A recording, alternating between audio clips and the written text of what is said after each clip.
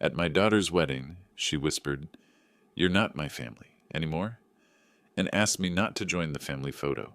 I remained silent. And when she called my father-in-law, my real father, you won't believe what I did. 2 hours later, she lost control, and the consequences were impossible to stop. Before we continue, please subscribe to the channel and write in the comments what time it is where you are now. $25,000. My entire pension savings folded in this envelope, pressing against my chest pocket like a weight I couldn't ignore. The parking lot at Riverfront Manor stretched before me, a display of wealth that made my 15-year-old Ford look like a relic from another century. Mercedes, BMW, Lexus, cars that cost more than I made in 2 years at the factory. I sat behind the steering wheel, watching elegantly dressed guests glide toward the entrance. Women in designer dresses, men in tailored suits that probably cost what I spent on groceries for 6 months. My own suit, the best I owned, suddenly felt cheap and ill-fitting. The envelope crinkled as I shifted. 6 months of 60-hour weeks. 6 months of skipped meals and canceled plans. All for this moment, Georgiana's wedding day, my little girl's special day, except she wasn't little anymore. 28 years old, successful marketing career, marrying into money I could never provide.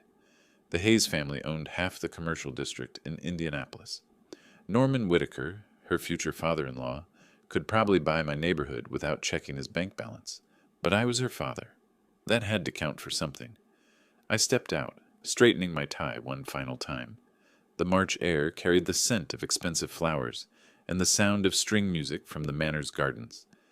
Other guests moved past me with practiced ease, comfortable in this world of privilege.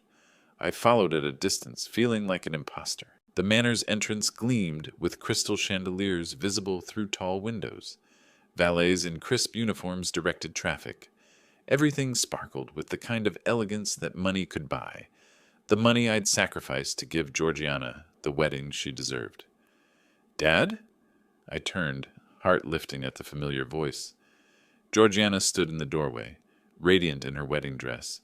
Silk and lace transformed her into something ethereal, a vision of bridal perfection. For a moment, she looked like the little girl who used to run into my arms after school. "Oh, you actually came." Her voice carried no warmth, no joy, just mild surprise, as if my presence was unexpected and slightly inconvenient. Before I could respond, she'd already turned away. "Norman? Eleanor?" Her voice brightened instantly, musical and loving. "Come meet my father." Norman Whitaker approached with the confident stride of someone accustomed to command. Tall, silver-haired, wearing a suit that cost more than my monthly rent. Eleanor followed, elegant in navy blue, her smile perfectly practiced. "Alonzo, my friend!" Norman's handshake was firm, his smile wide and empty. "How's life treating you in retirement? Must be quite an adjustment from the factory floor." The words hit like small needles. Factory floor. Not factory work, not engineering. Factory floor.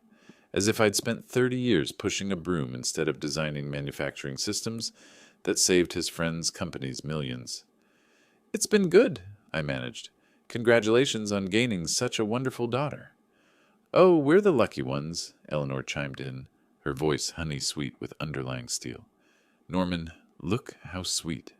Our new daughter has such a hard-working father." Hard-working, another diminishing word, reducing 3 decades of skilled labor of the simple muscle and sweat. Georgiana beamed at them, her face glowing with genuine affection, the kind of warmth she'd once reserved for me. "Aren't they amazing, Dad? They've been so generous, so welcoming. They understand what family really means." The emphasis on really cut deeper than Norman's casual condescension. I reached for my daughter's hand, hoping for some connection, some trace of the bond we'd once shared. She stepped back smoothly, maintaining her perfect bridal pose. "We should get inside. The photographer wants to start with family pictures before the ceremony." Family pictures. The words should have filled me with anticipation. Instead, something cold settled in my stomach as I watched her link arms with Norman and Eleanor, walking between them like she belonged there, like they were her real parents. I followed behind, forgotten, invisible. The envelope in my pocket felt heavier with each step. $25,000. My sacrifice, my gift, my desperate attempt to prove I still mattered in my daughter's life. The manor's interior took my breath away. Crystal chandeliers cast rainbow patterns across marble floors. Floral arrangements taller than me filled every corner, their perfume almost overwhelming. Tables draped in silk, chairs tied with ribbons that probably cost more than my weekly grocery budget. All of it paid for with my money. My pension, my security, my future comfort, transformed into this display of luxury that impressed everyone but acknowledged no one. I was funding my own irrelevance. Magnificent, isn't it? A woman beside me sighed appreciatively. The Hayes family certainly knows how to celebrate. Your daughter is so fortunate. Fortunate. Another word that felt wrong, suggesting luck rather than love, chance rather than choice. I nodded politely, unable to form words that wouldn't reveal the growing emptiness in my chest. Georgiana laughed at something Eleanor whispered, the sound bright and musical. She'd never laughed that way with me, not in years, not since she'd started climbing the social ladder that led away from factory workers' daughters and toward respectability. The photographer was setting up near the altar, adjusting lights and testing angles. Marcus Lee, according to the contract I'd signed. $2,000 for wedding photography. Money I'd earned working double shifts, while other men my age were learning to golf. This way, please. A wedding coordinator guided me toward a side section. The bride's family seating is here. Bride's family. Singular. As if I was all that remained of Georgiana's past. A relic to be politely accommodated, but not celebrated. I took the designated seat, watching Norman place his hand protectively on Georgiana's shoulder. The gesture was natural, comfortable, the way I used to guide her through crowds when she was small, before she decided that working-class love wasn't enough, that factory floor devotion couldn't compete with country club connections. The envelope crackled again as I sat down. $25,000, the price of admission to my own daughter's rejection, purchased with every overtime hour I'd worked since her engagement announcement. Marcus began organizing his equipment, chatting easily with the Hayes family. They responded with the casual confidence of people accustomed to being photographed, documented, celebrated. Georgiana glowed under their attention, basking in the kind of social approval I'd never been able to provide. We'll start with immediate family, Marcus announced, his voice carrying across the decorated space. All relatives, please gather around the bride. I stood smoothing my suit jacket, preparing to take my place beside my daughter. This was the moment I'd been waiting for, the formal recognition of our bond, captured forever in wedding photographs that would hang in their home for generations. Georgiana smiled brilliantly as Norman and Eleanor flanked her sides. Edwin, her new husband, took his position with practiced ease. The Hayes family formed a perfect circle around her, their expensive clothes and confident postures creating a portrait of success. I approached the group, my heart beating faster with anticipation. My steps felt lighter as I moved toward the photography area. Finally, the moment I'd been waiting for, standing beside Georgiana, being acknowledged as her father in front of everyone who mattered. The father of the bride photos that every wedding album contained, the images that would preserve our relationship for posterity. Marcus adjusted his camera settings, his professional eye scanning the group. Perfect lighting here. This is going to be beautiful. He looked up with a welcoming smile. Everyone ready? Let's capture this family moment. The Hayes family positioned themselves naturally around Georgiana, their expensive clothes creating a cohesive picture of elegance and success. Norman's hand rested proudly on his new daughter's shoulder. Eleanor beamed with maternal satisfaction. Edwin stood confidently beside his bride, secure in his place within this privileged circle. I moved closer, anticipating my position in the arrangement. 28 years of raising Georgiana alone, of attending every school play and parent conference, of working extra shifts to afford dance lessons and college tuition, all leading to this moment of formal recognition. Actually, Georgiana's voice cut through my approach like ice, I need to clarify something. She turned toward me, her expression shifting from radiant bride to something colder, more distant. The transformation happened so quickly that for a moment I thought I'd imagined it. Sorry, Dad, but you're not my family anymore. Her words carried across the space with crystal clarity. reaching every guest within hearing distance. These are my real family members now. The world shifted beneath my feet, not metaphorically, literally. The marble floors seemed to tilt. The crystal chandeliers blurred. The expensive floral arrangements became a spinning kaleidoscope of confusion. 28 years of bedtime stories, school plays, graduations, tears and laughter and dreams shared between father and daughter, erased with one sentence, deleted, declared null and void in front of strangers wearing $1,000 suits. "Honey, maybe we shouldn't—" Edwin's voice carried a weak note of protest, his discomfort visible even through my shock. "No, Edwin." Georgiana's tone brooked no argument. "It's time for changes. Hayes is my future now. This is my real family." She gestured toward the Hayes clan with obvious pride, her face glowing with the kind of love and acceptance I remembered from her childhood. The same expression she used to wear when I surprised her with ice cream or stayed up late helping with homework. Except now it was directed at people who'd known her for 2 years, while the man who'd raised her alone stood excluded, dismissed, erased from the family portrait like an unwanted shadow. Marcus lowered his camera, clearly uncomfortable with the tension he'd inadvertently triggered. Other guests had stopped their conversations, sensing drama unfolding. Whispers began spreading through the elegantly dressed crowd like ripples across expensive silk. "I understand." The words came from somewhere deep inside me, forced out through a throat that felt crushed. "Enjoy your photos." I turned away from the group, from my daughter, from the life I'd thought we'd built together. Each step felt like walking through quicksand, heavy and uncertain. The whispers followed me, curious and sympathetic and embarrassed all at once. My assigned table waited in the corner, a single-place setting surrounded by empty chairs. The wedding coordinator had mentioned other guests would join me later, distant relatives and family friends. But for now, it was just me and the stark reality of my isolation. I sank into the chair, my legs suddenly unable to support the weight of what had just happened.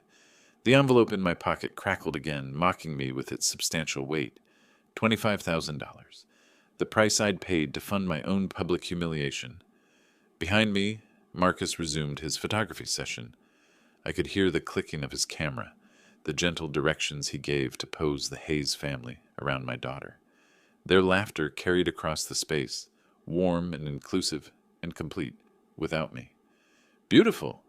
Now tilt slightly toward Norman, Georgiana. "Perfect." "Eleanor, can you move just a step closer?" "Excellent." Each click of the camera captured moments I would never be part of, memories that would hang in their homes and albums forever. The official record of Georgiana's new family, the people who mattered in her life now. I stared at my hands, weathered from 30 years of honest work, scarred from countless small injuries, earned providing for a daughter who had just declared me irrelevant. These hands had built her dollhouse, taught her to tie shoes, signed every check for her education and dreams. Now they trembled slightly as the full weight of her rejection settled into my bones. The photography session continued behind me, voices bright with celebration, Norman's deep laugh, Eleanor's gentle corrections, Edwin's confident responses. And underneath it all, Georgiana's voice, musical and happy in a way I hadn't heard in years. She was happy, genuinely, completely happy in a way she'd never been with me, not since she'd started her climb toward respectability. The Hayes family gave her something I never could: social acceptance, financial security, the kind of approval that came from belonging to the right class. I pulled out my phone, hands shaking slightly as I checked my bank balance.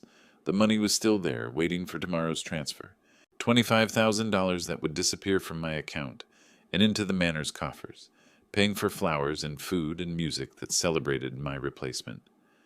"Are you all right, sir?" A young server had appeared at my table, her face kind with genuine concern. She was probably Georgiana's age, working hard to afford college or support her own family.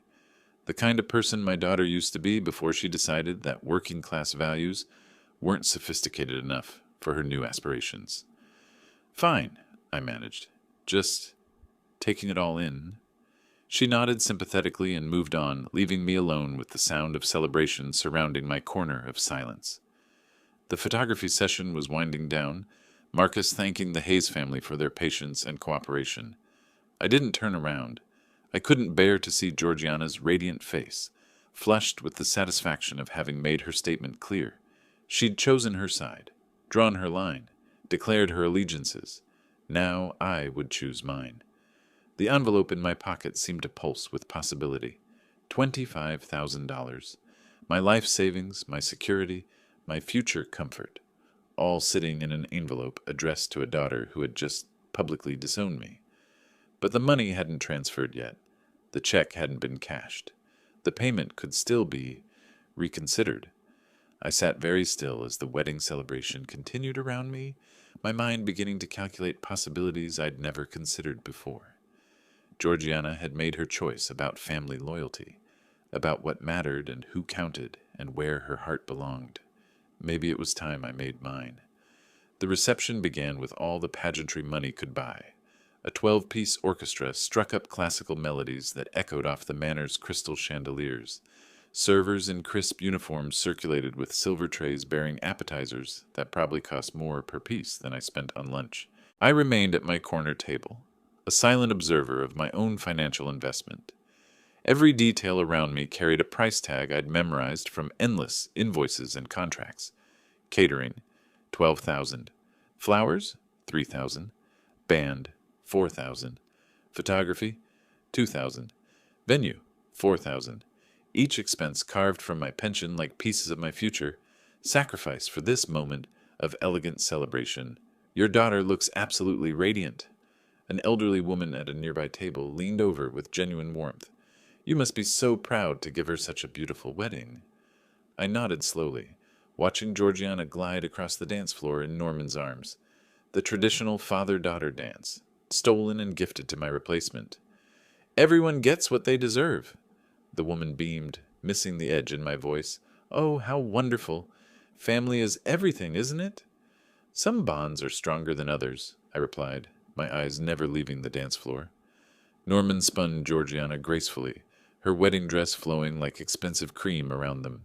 She laughed at something he whispered, the sound bright and musical, the way she used to laugh with me when she was small, before she learned that laughter with working-class fathers wasn't sophisticated enough for her aspirations. My phone buzzed against my leg. Bank notification, the automatic transfer reminder I'd set up weeks ago. Wedding payment scheduled for tomorrow, 9 a.m. $25,000 to Riverfront Manor. 24 hours. That's how long I had before my money became irrevocably theirs, before my sacrifice became permanent, before my humiliation was paid in full. I pulled up my banking app with steady fingers. The balance stared back at me. 27,147. My entire liquid worth, accumulated over decades of careful saving and overtime wages. Tomorrow, it would drop to 2,147. Enough for groceries and utilities for a few months, if I was careful. The dance ended to enthusiastic applause. Georgiana hugged Norman with obvious affection, then moved to dance with Edwin, while Eleanor wiped tears of joy from her eyes. A perfect family moment, documented by Marcus's camera, funded by my empty bank account. This must have cost a fortune. Another guest approached my table, his voice filled with admiration. You're incredibly generous. I looked up at him, this stranger who understood the wedding's value better than my own daughter. It's educational. He laughed, thinking I was making a joke about expensive lessons in wedding planning. If only he knew how educational this experience was becoming. How clearly it illustrated the price of love, the cost of loyalty, the exact monetary value of 28 years of devoted fatherhood. The orchestra transitioned into dinner music as servers began presenting the first course. Herb-crusted salmon, I remembered from the menu selection. $47 per plate. $47 multiplied by 120 guests. Another $5,600 of my pension, served on china that cost more than my monthly car payment. I accepted my plate mechanically, unable to taste the expensive flavors. Around me, guests exclaimed over the quality of the food, the elegance of the presentation, the obvious expense of the celebration. They understood that someone had paid dearly for this luxury. They simply assumed that someone was happy to do so. I remember when my daughter got married, an elderly woman across the table shared, nostalgically. Such a special bond between father and daughter. Nothing compares to that moment of giving her away. I cut my salmon into precise pieces, each movement controlled and deliberate. Some daughters prefer to give themselves away. She looked puzzled but didn't pursue the comment, returning to her conversation about the beauty of the ceremony. I continued eating, continued watching, continued calculating. Georgiana moved between tables like a gracious hostess, accepting congratulations and compliments with practiced ease. She'd grown into this role naturally, as if born to navigate social gatherings where champagne flowed and small talk sparkled with insider references and shared connections. When she reached tables near the Hayes family section, her laugh became more genuine, her gestures more animated. When she approached working-class relatives and factory friends I'd invited, her smile remained perfect, but grew slightly strained, her conversation shorter and less engaged. She was editing her past in real time, graduating from one social class to another with the efficient brutality of someone who knew exactly what she wanted and who she had to discard to get it. My phone buzzed again, this time a text from my bank. Reminder, large transfer scheduled for tomorrow. Call customer service to cancel or modify. Cancel or modify. 3 words that held more power than any others in my vocabulary at this moment. 3 words that could transform this entire celebration from triumph to catastrophe in the space of a phone call.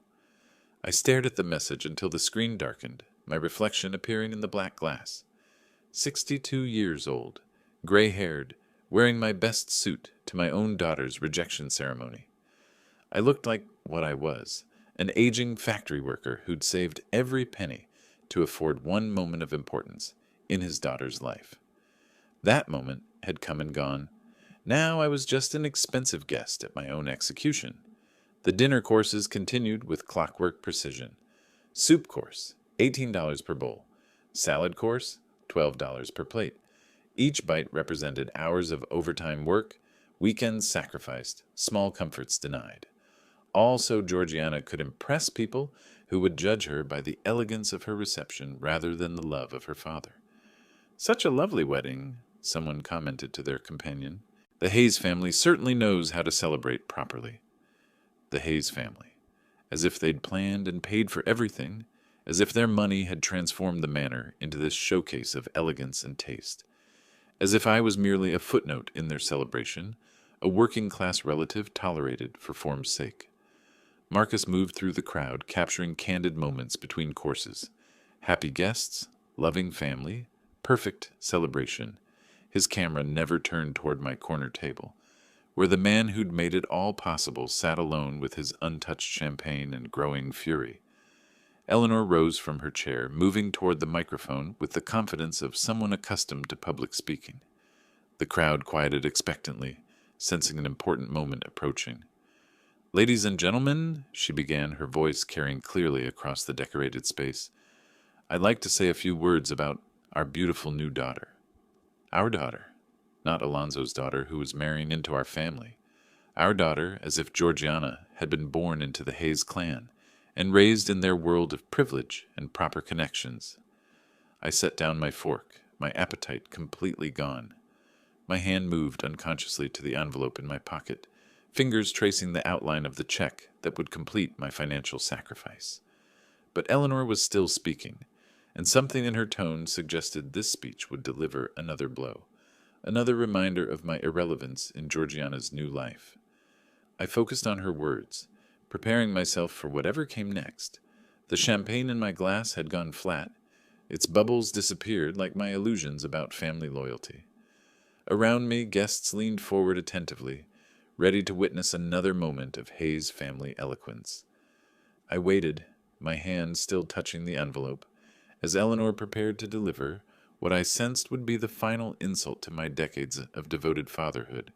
Eleanor's voice faded as she handed the microphone to Georgiana with maternal pride. My daughter rose gracefully, champagne flute catching the light like a crystal beacon. The entire reception fell silent, 200 guests turning their attention to the radiant bride. For one desperate moment, hope flickered in my chest. Perhaps this was my chance for redemption. The traditional daughter's speech where she thanked her father for his love, his sacrifices, his unwavering support through 28 years of devoted parenthood. "Thank you all for sharing this perfect day with us," Georgiana began, her voice confident and musical. "I want to recognize the most important people who made this possible." She paused, scanning the crowd with practiced poise. Her eyes swept past my table without acknowledgement, landing instead on Norman and Eleanor at the head table. My grip tightened on my water glass. "Norman, you became the real father I needed, the one who showed me what paternal love should truly look like." Her voice carried across the hushed room with devastating clarity. "Unlike my biological father, you succeeded where well, let's just say you set the bar much higher." Gentle laughter rippled through the crowd. Polite, understanding chuckles from guests who thought they were witnessing charming honesty rather than calculated cruelty. My world collapsed into that single phrase, real father. 28 years of bedtime stories reduced to a punchline. Decades of overtime shifts transformed into comedic failure. Every sacrifice, every skipped vacation, every doubled work week to afford her dreams, all dismissed with casual laughter from strangers drinking champagne purchased with my pension. Norman stood slowly, accepting the microphone with dignified grace. "My dear daughter," he said, the word daughter rolling off his tongue like a claim of ownership, "it's been my honor to guide you toward the happiness you deserve. You needed a father who truly understands your worth, your potential, your place in the world." More applause. Enthusiastic approval from people who understood the subtext perfectly. Working-class devotion couldn't compete with country club cultivation. Factory floor love was insufficient for someone with Georgiana's refined aspirations. "Welcome to our real family, darling," Eleanor added, her voice thick with emotion as she embraced my daughter. "Real family." The words echoed in my skull like hammer blows. Real father. Real family. Real life that didn't include the man who'd raised her alone after her mother died, who'd worked 60-hour weeks to afford her wedding dress, who'd emptied his savings to fund this elaborate celebration of his own replacement. I stood quietly, my movement barely noticed amid the continuing toasts and congratulations. No dramatic exit, no angry confrontation, just a man in his best suit, slipping away from a party that had transformed his love into a source of entertainment. The heavy restaurant doors muffled the celebration as I pushed through them. Behind me, applause continued for my daughter's brave honesty about upgrading to better parentage. Ahead lay the parking lot and the cool March evening air that promised clarity I couldn't find inside. My footsteps echoed across marble floors as I walked away from 28 years of fatherhood, officially terminated by public vote and recorded by professional photographers who would preserve this moment in wedding albums forever. Real father. The phrase followed me into the night, like a curse I'd paid $25,000 to hear. Cool air hit my face as the restaurant doors closed behind me, cutting off the sound of celebration like a heavy curtain. Street lights illuminated the parking lot, where luxury vehicles sat gleaming in neat rows, their polished surfaces reflecting my isolation back at me through expensive chrome. My Ford waited in the corner, humble and functional among its prestigious neighbors. I walked toward it slowly, my footsteps the only sound in the suddenly peaceful evening. No applause, no laughter, no speeches declaring my obsolescence. Just silence and the distant hum of traffic on the interstate. Reaching my car, I leaned against the driver's side door and pulled out my wallet with trembling fingers. The leather had grown soft with age, worn smooth by decades of honest work. Behind my license, tucked carefully in the photo sleeve, was a picture I'd carried for 18 years. Georgiana at 10 years old, missing her 2 front teeth, arms wrapped around my neck in fierce embrace. We'd been at the county fair, her face sticky with cotton candy, eyes bright with uncomplicated joy. She'd won a stuffed elephant at the ring toss and declared me the best daddy in the whole world, before falling asleep in my arms on the drive home. "Daddy, promise me you'll always be there for me," she'd whispered that night as I tucked her into bed. "Promise you'll never leave me like Mommy did." My throat tightened as I stared at that innocent face, trying to reconcile it with the woman who'd just publicly divorced me in front of 200 strangers.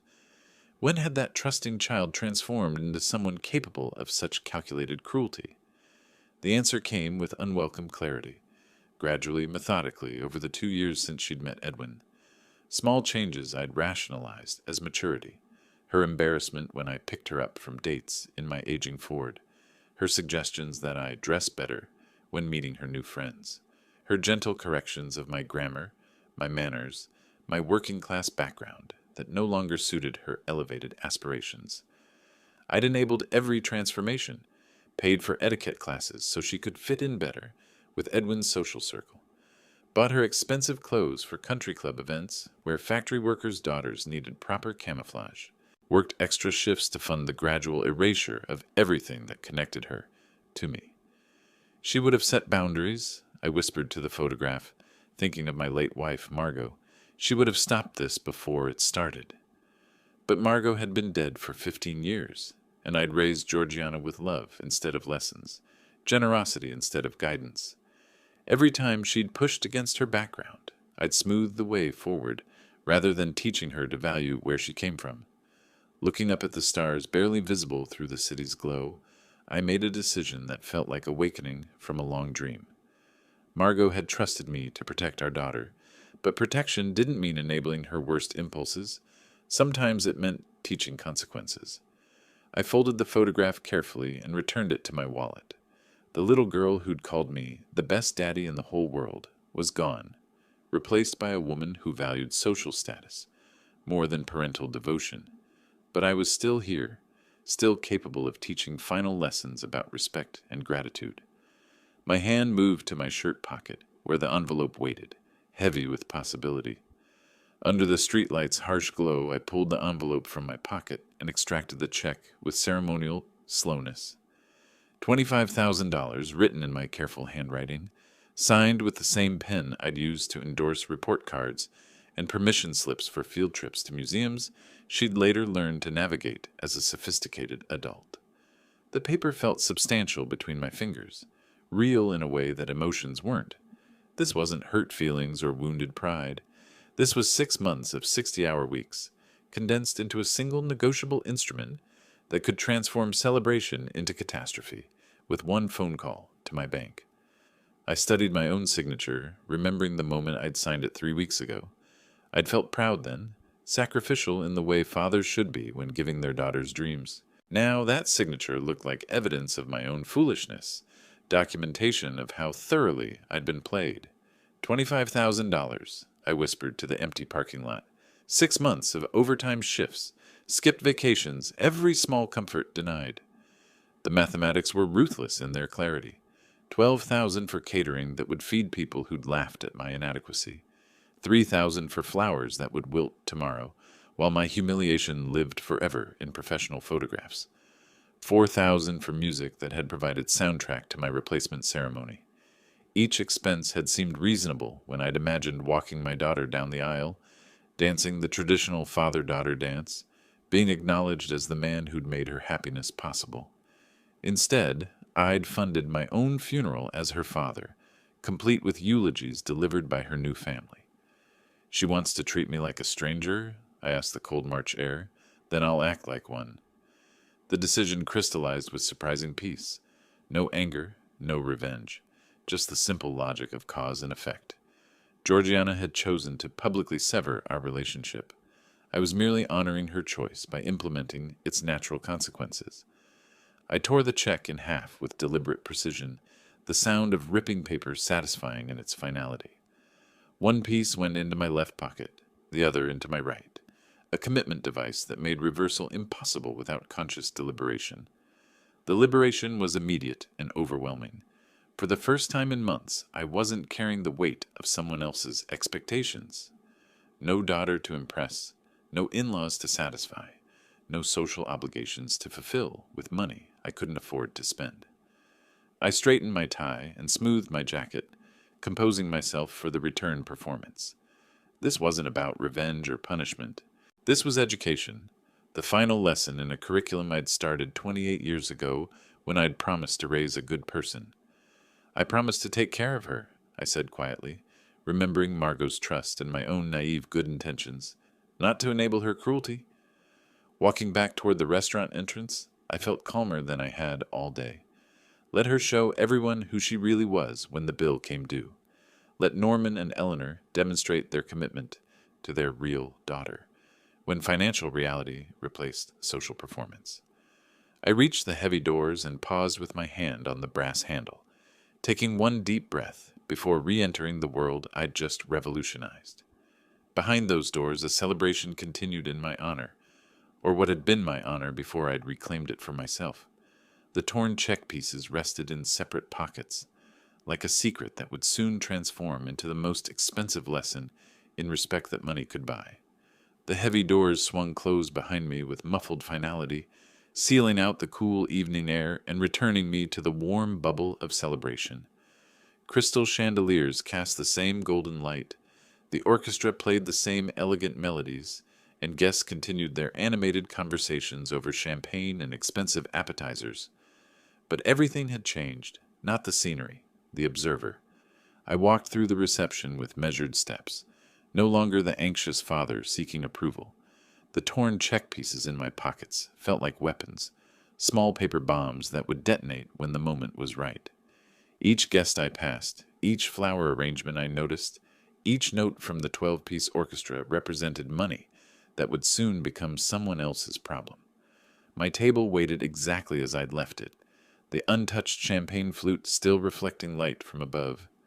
I sat down slowly, arranging my napkin with deliberate care, and began to watch the celebration with new eyes. Georgiana danced with her bridesmaids near the center of the room, her laughter bright and musical as she gestured toward the elaborate floral displays.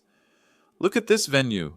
Edwin spared no expense for our special day," she told her maid of honor, spinning in her $3,000 dress.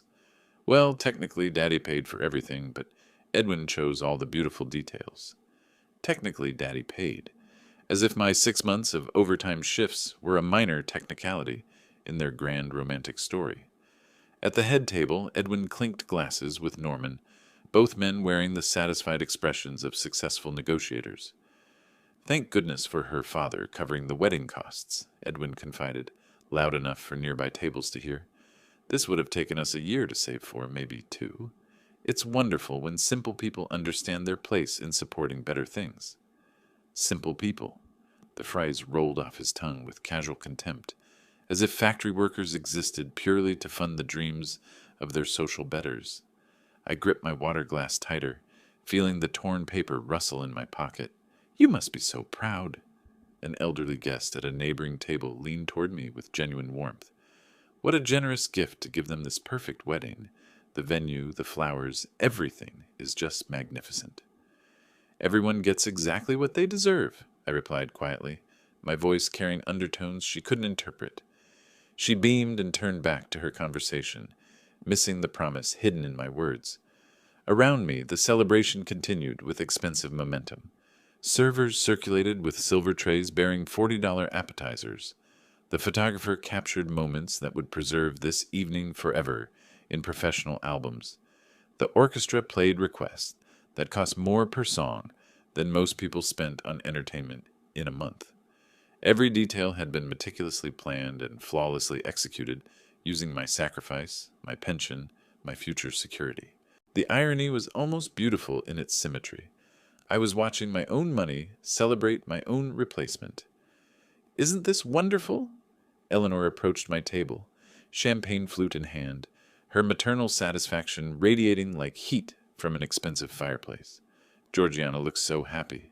It's marvelous when everything comes together so perfectly." "Perfect," I agreed, checking my watch. 7 o'clock approached with mechanical inevitability. Timing is everything. She nodded sagely and moved on, unaware that she was speaking to a man counting down to detonation.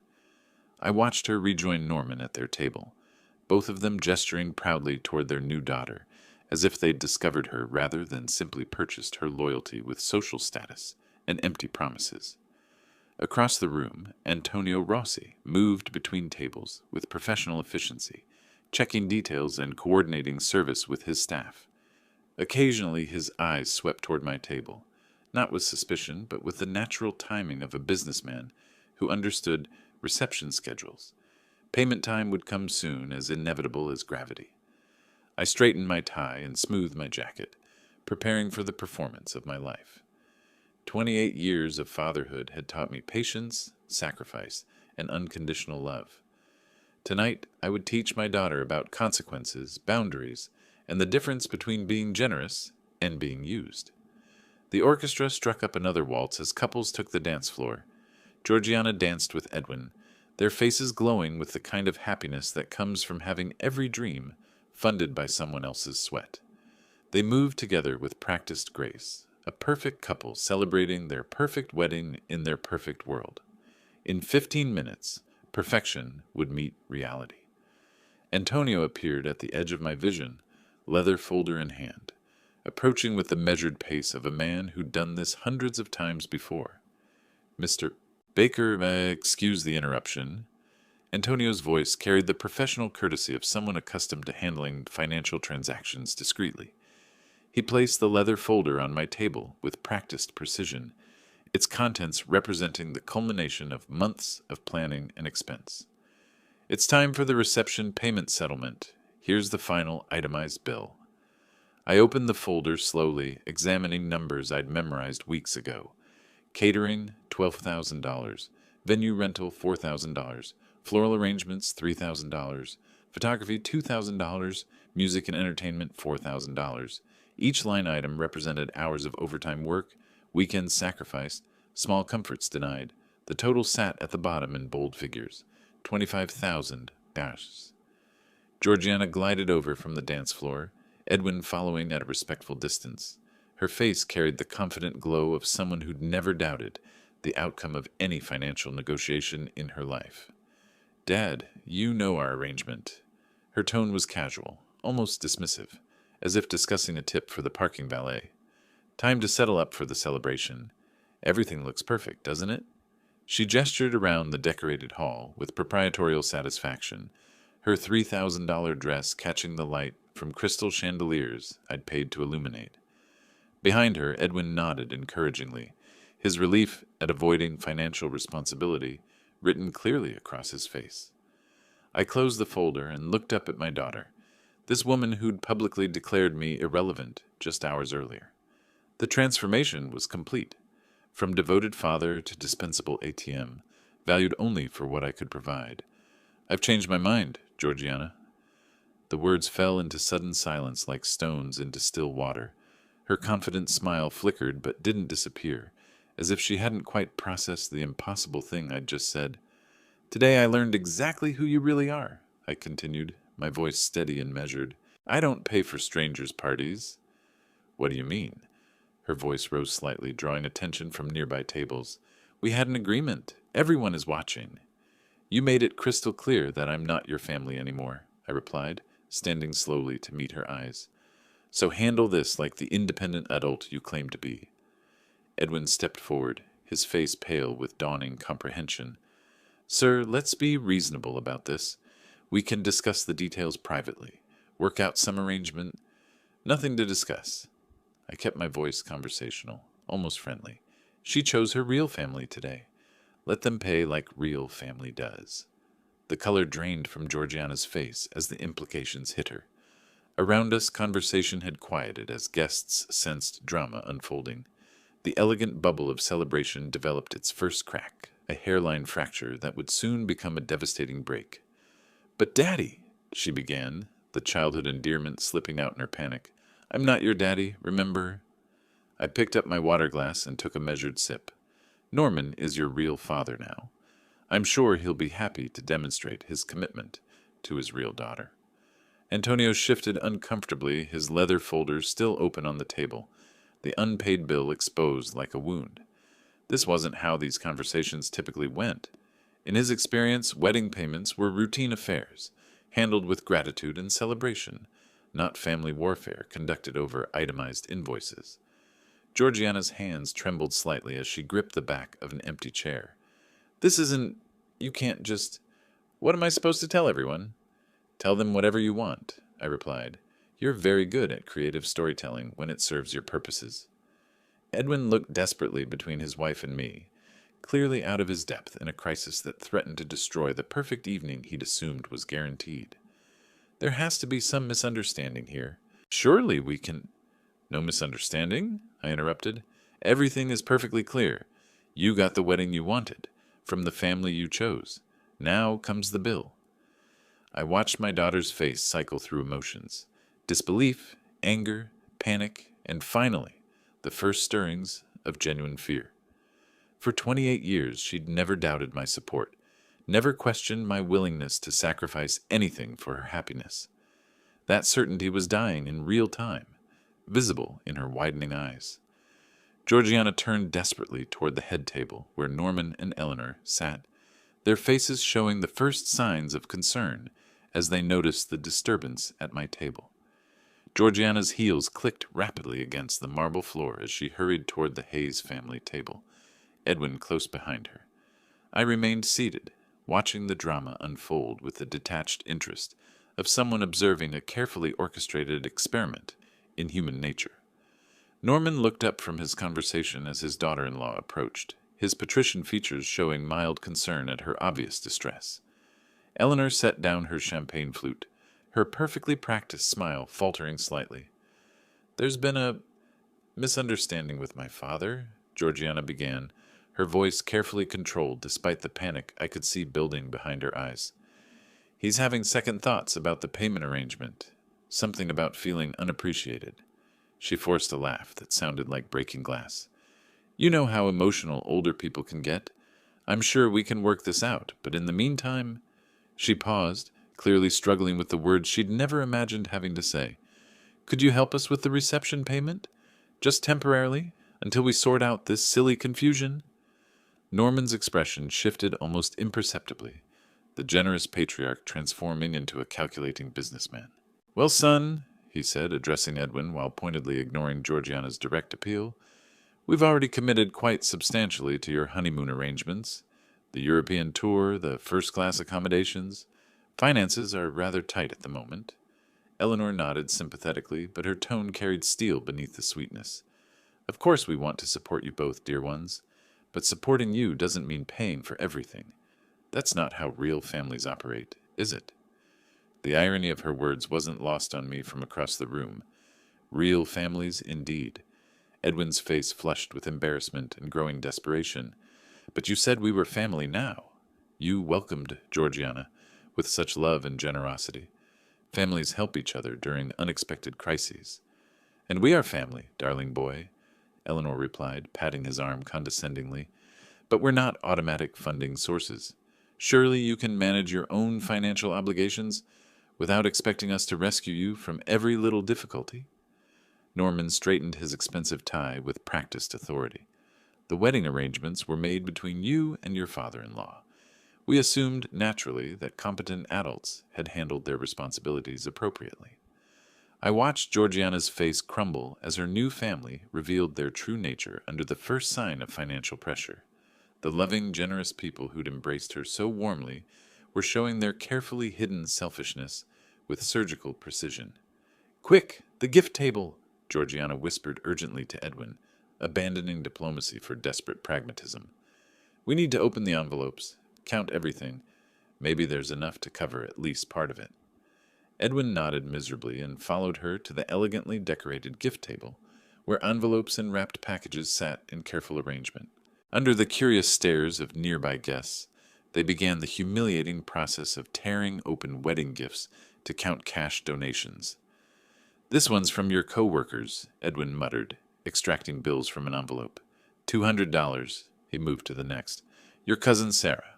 $150. The amounts accumulated slowly. 50 here, 100 there, occasionally a more generous 200 or 300 from closer relatives. Georgiana's hands shook as she calculated running totals, her perfect wedding composure disintegrating with each opened envelope. Guests at nearby tables watched with uncomfortable fascination as the bride and groom conducted an impromptu audit of their own wedding gifts. "How much so far?" she asked, her voice tight with suppressed panic.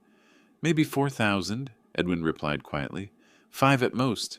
The photographer and the band, we could probably cover those, but the catering and venue—" He didn't need to finish the sentence. Even with every envelope opened and every gift monetized, they were facing a shortfall that would leave significant debts unpaid and vendors unsatisfied. Antonio appeared at their makeshift counting station, his professional patience beginning to show strain. I don't mean to pressure you, but we do have other events scheduled.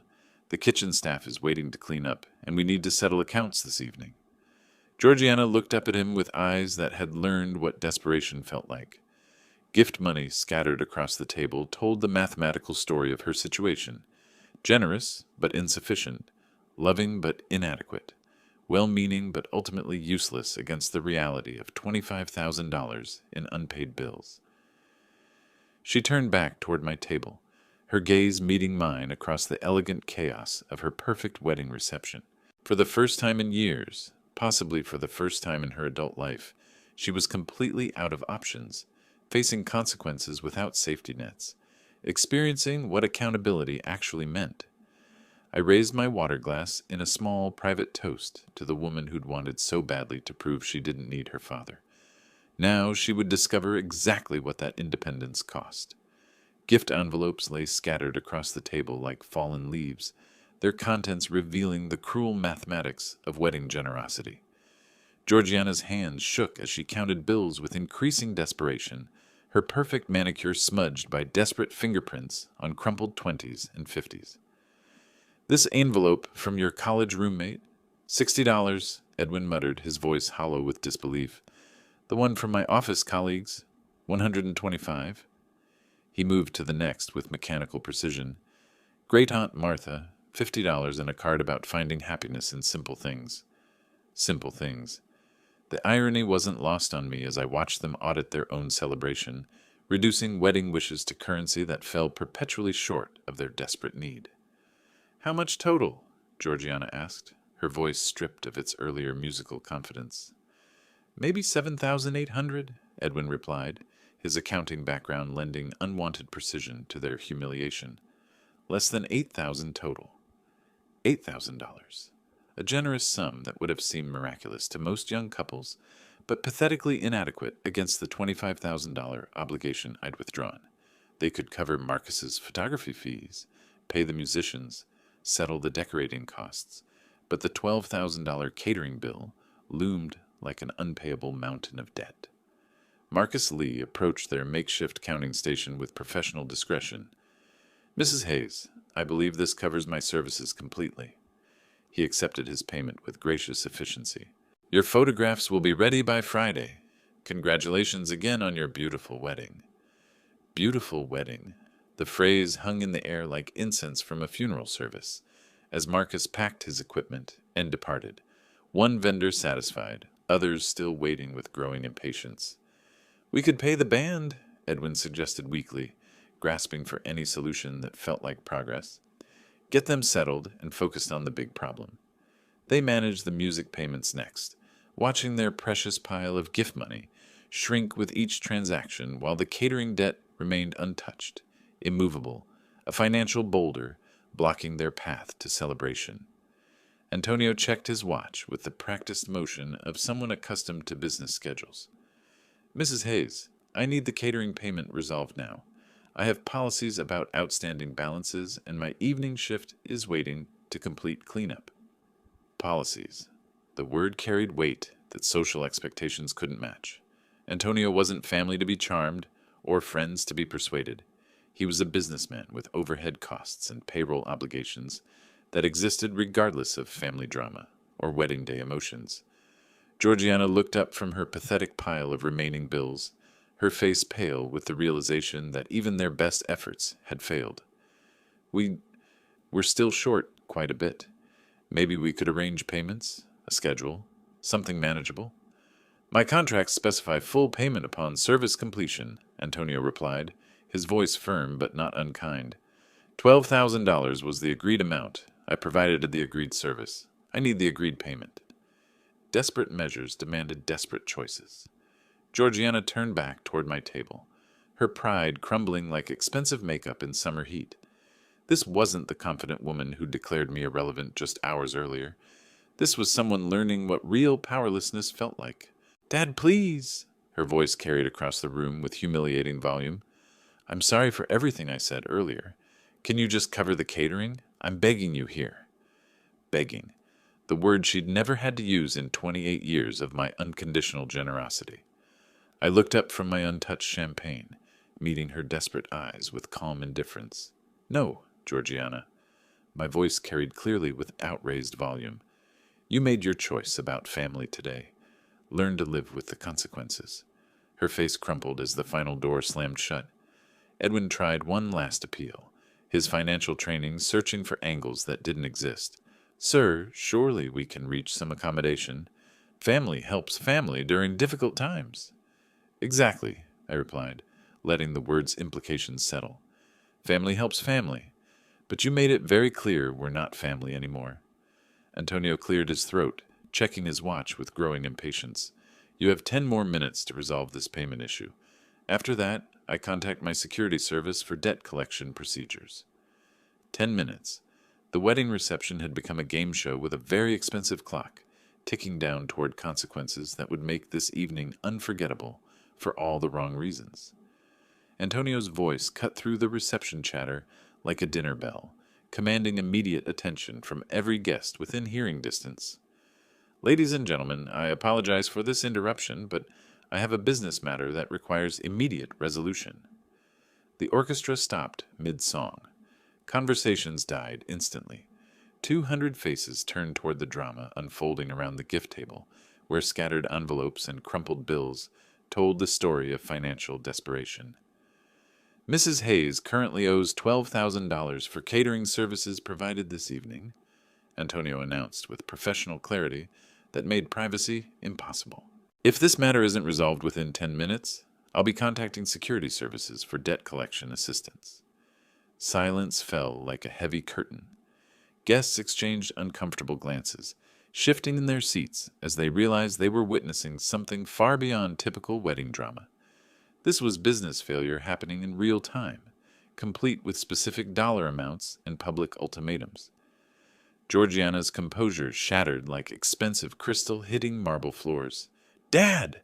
The word exploded from her throat with enough force to rattle the chandelier crystals.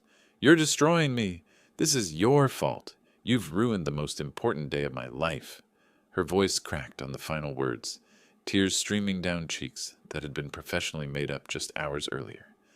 The perfect bride had become a hysteric in white silk, screaming at her father while 200 witnesses watched in horrified fascination. "I've never seen anything like this at a wedding reception," someone whispered at a nearby table, their shock evident despite attempts at discretion. Edwin grabbed his wife's shoulders, his face flushed with embarrassment and panic. "Georgie, please calm down. Everyone is staring. Let's handle this quietly." "I don't care who's looking," Georgiana shrieked, her voice rising to operatic levels. "Let them all know what kind of selfish, cruel father abandons his daughter on her wedding day. Let them see exactly what Alonzo Baker is really like." She pointed at me with a trembling finger, her wedding dress rustling as she turned to address the room, like a prosecutor delivering closing arguments to a jury of uncomfortable wedding guests. "This man raised me for 28 years just to humiliate me when I needed him most. He promised to pay for everything, then changed his mind because his feelings got hurt. What kind of father does that to his own daughter?" The room remained frozen in uncomfortable silence, guests trapped between sympathy for the bride's distress and recognition that something more complex was unfolding than simple paternal cruelty. I stood slowly, straightening my tie with deliberate calm. When I spoke, my voice carried the measured authority of someone who'd made peace with difficult decisions. "Now you understand what real consequences feel like, Georgiana." I picked up my jacket from the chair back, preparing for departure. "You declared me irrelevant. I'm simply honoring your wishes." "You can't do this to me!" Her voice broke on the final word, hysteria replacing anger as the full weight of her situation crashed down. "I have nowhere else to go, no one else to ask." "Perhaps your real family will help," I replied quietly, letting the phrase hang in the air like an unresolved musical note. Norman and Eleanor remained conspicuously seated at their table, studying their champagne flutes with sudden intensity, making no move to intervene or assist in the crisis they'd helped create through their earlier refusal to provide support. Walking toward the exit, I could hear Georgiana's sobs echoing off the crystal chandeliers, her perfect wedding dissolving into chaos behind me. 200 guests sat frozen in their seats, witnessing the complete destruction of celebration they'd expected to remember fondly. The heavy restaurant doors closed behind me, muffling the sound of her continuing breakdown. I walked across the parking lot toward my Ford, each step carrying me further from 28 years of one-sided devotion and closer to a future defined by self-respect rather than endless giving. Behind me, the elegant facade of Riverfront Manor contained the ruins of perfect celebration where a woman was learning that actions have consequences and choices have costs that can't be paid with tears or accusations. My Ford started with the reliable rumble of 15 years' faithful service, a sound that had never seemed more welcoming than in this moment of complete transformation. I pulled out of the Riverfront Manor parking lot slowly, watching the elegant venue shrink in my rearview mirror until it disappeared entirely behind suburban trees and streetlights. The drive home took me through neighborhoods I'd navigated thousands of times, but tonight they looked different. Not because the scenery had changed, but because the man behind the wheel was no longer the same person who'd driven this route just hours earlier. Indianapolis at night had a peaceful quality that contrasted sharply with the chaos I'd left behind. Traffic lights cycled through their colors with mechanical precision. Late evening joggers moved along sidewalks with purposeful rhythm. Normal people living normal lives, unburdened by ungrateful children or toxic relationships disguised as family obligations. 28 years I'd spent trying to buy her love with sacrifices she'd come to expect as entitlements. Every overtime shift worked to afford her dreams. Every vacation I'd skipped to fund her education. Every comfort I'd denied myself to ensure she never wanted for anything important. Tonight, I'd learned the difference between love and transaction, between gratitude and expectation, between being valued and being used. My modest house waited with lights I'd left on, a simple two-bedroom structure that had seemed almost shabby compared to the venues, where Georgiana entertained her new social circle. But pulling into my driveway, I saw it differently. Not a working-class limitation, but a sanctuary, free from people who measured worth by price tags and social status. Inside, everything remained exactly as I'd left it that afternoon. My comfortable reading chair, the television I'd bought myself for retirement, photographs of genuinely happy moments scattered on end tables and windowsills. The house felt peaceful in a way I hadn't appreciated before tonight's contrast with expensive anxiety. Margot's photograph sat on the mantelpiece where it had resided for 15 years, her smile captured during a camping trip we'd taken the summer before Georgiana started school. She looked happy in that candid shot, genuinely content with simple pleasures that hadn't required vast financial investments or social performance. I picked up the frame, studying her face with new understanding. I know you'd have handled this better, Margie. You'd have set boundaries years ago before it got this bad, but I did what I had to do tonight. She chose her path. Settling into my favorite armchair, I felt the tension of the evening drain from my shoulders, like water from a filled bathtub. For the first time in months, I wasn't worried about someone else's expectations or demands. No daughter requiring financial rescue, no in-laws demanding social performance, no obligations beyond my own comfort and well-being. Tomorrow, I would wake up with $25,000 still in my account, money that could buy genuine comfort rather than temporary approval from people who'd never valued the man earning it. I could travel if I wanted, upgrade my home, pursue hobbies I'd abandoned during decades of child-rearing and working to fund other people's dreams. 28 years I spent trying to buy her love, I said to Margot's photograph. Tonight I learned you can't purchase respect. Some people only understand consequences. The house was quiet, except for the familiar sounds of home, the refrigerator's gentle hum, the grandfather clock's steady ticking, the distant hum of highway traffic. These were the sounds of peace, of a life free from drama and demands and disappointment, disguised as filial relationships. I thought about Georgiana, probably still at the restaurant dealing with the aftermath of her choices. Part of me wondered how she'd resolve the catering debt, whether Norman and Eleanor would eventually step forward to help their real daughter, or if she'd learned to navigate financial consequences without a father to rescue her. But mostly I felt relief, clean, pure relief at being free from relationships built on what I could provide rather than who I was. Tonight had been expensive in ways that had nothing to do with money. The cost of finally understanding that enabling isn't love, that boundaries aren't cruelty, that self-respect sometimes requires difficult choices.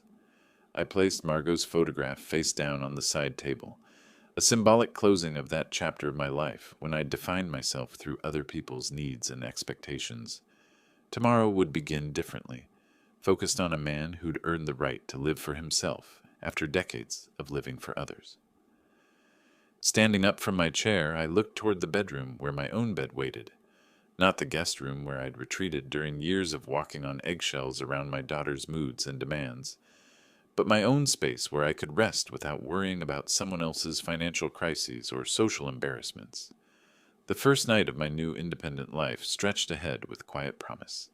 If you like this story, please like this video, subscribe to the channel, and share your impressions of this story in the comments. To listen to the next story, click on the box on the left. Thank you for watching,